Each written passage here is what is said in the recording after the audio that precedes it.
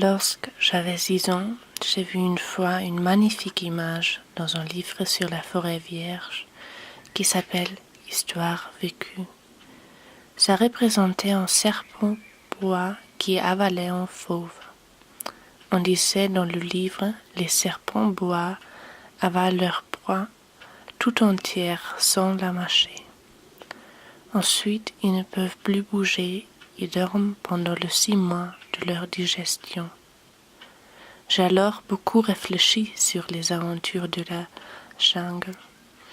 Et à mon tour, j'ai réussi avec un crayon de couleur à tracer mon premier dessin. Mon dessin numéro 1. Il était comme ça. J'ai montré mon chef d'œuvre aux grandes personnes et je leur ai demandé si mon dessin leur faisait peur.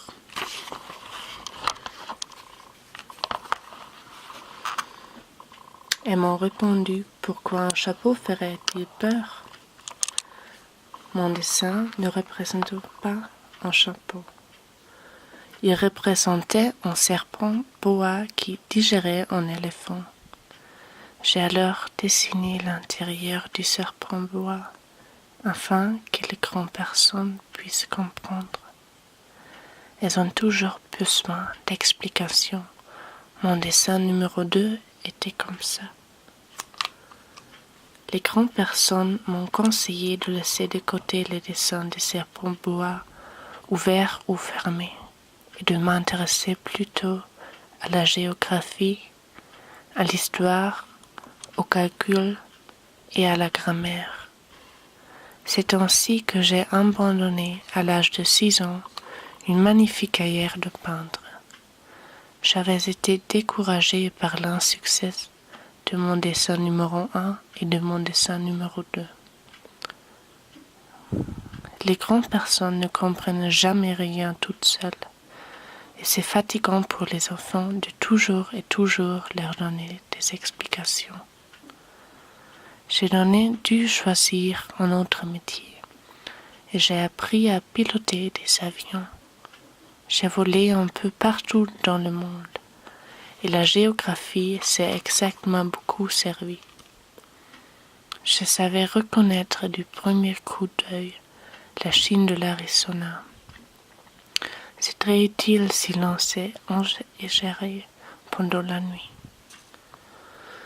J'ai ainsi eu, au cours de ma vie, des tas de contacts avec des tas de gens sérieux.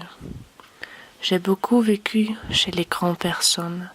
Je les ai vus de très près. Ça n'a pas trop amélioré mon opinion. Quand je rencontrais une qui me paraissait un peu lucide, je faisais l'expérience sur elle de mon dessin numéro 1, que j'ai toujours conservé. Je voulais savoir si elle était vraiment compréhensive. Mais toujours, elle me répondait, c'est un chapeau.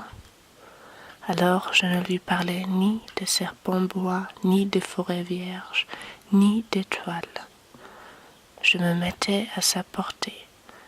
Je lui parlais de bridge, de golf, de politique et de cravates. Et la grande personne était bien contente de connaître un homme aussi raisonnable.